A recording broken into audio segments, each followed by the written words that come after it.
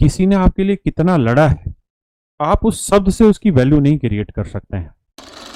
जब आप सरकारों के खिलाफ बोलते हैं या किसी गलत चीज के खिलाफ बोलते हैं तो उसके परिणाम आपको भुगतने होते हैं। तो ने उनके पैरों में जो छाले पड़े उस संघर्ष में, उसको शायद किसी ने भी नहीं सराहा होगा।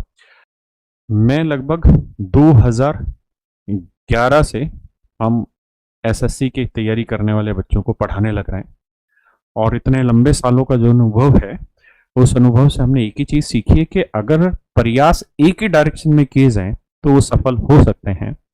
अगर प्रयासों की डायरेक्शन अलग अलग होगी तो सफल नहीं होंगे। ये जो पेपर स्कैम का मुद्दा है, ये केवल इसी बार नहीं उठा है, इससे पहले भी अनेकों बार उठा है। और एसएससी की फील्ड में जिस लेडी ने बहुत बड़ा काम किया है, जिस लेडी की वजह से एसएससी फील्ड में बहुत सुधार हुए हैं, हम सबको ऐसे मोमेंट पे उस लेडी को भी ध्यान देना चाहिए, क्योंकि किसी ने आपके लिए कितना लड़ा है, आप उस शब्द से उसकी वैल्यू नहीं क्रिएट कर सकते हैं। मुझे याद है 2013-14 में जब पेपर आउट हुआ और उस समय की हम नीतू मैडम के यहाँ पढ़ाते थे, तो कितने बुरी तरीके से वो आंदोलन कुचलने की कोशिशें की गई थी उस समय, और उस समय कैसे नीतू मैम वहाँ पे खड़ी होकर और उन्होंने उस आंदोलन को आगे लिया और सुधार कराया। और उसके बाद ये लगातार चीजें हुई हैं। और कोई भी टीचर अगर खड़ा होकर एसएससी के खिलाफ बोलता है या किसी गवर्नमेंट सरकार के खिलाफ बोलता है, तो आप इस बात को समझ पाएंगे कि बोलना बहुत मुश्किल है।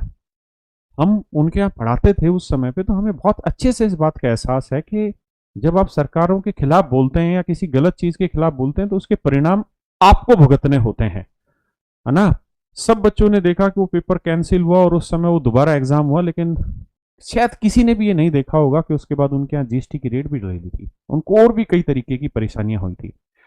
हम किसी परिणाम के एक पक्ष को देख लेते हैं, हमें उस परिणाम के दूसरे पक्ष को भी देखना चाहिए कि किसी के संघर्षों ने, उनके पैरों में जो छाले पड़े उस संघर्ष में, उसको शायद किसी ने भी नहीं सराहा होगा। तो आज जब ये मुद्दा दोबारा उठा, तो मेरा सबसे पहला ट्रिब्यूट तो उन्हीं को है कि उनके मार्गदर्शन में चीजें इतनी बेहतरीन लेवल पे गई थी और एसएससी ने बहुत सुधार किए।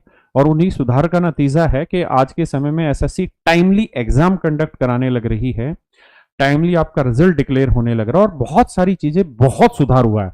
आप सोचिए कि एक अंधेरे से नीतू मैडम खींच के सारी चीजों को लाई थी, और तब जाके ये रोशनी आज आपके और हमारे सबके जीवन में आई कि हम सब भी पढ़ा रहे हैं। तो हमें उनके संघर्षों को भी वैल्यू रखनी चाहिए।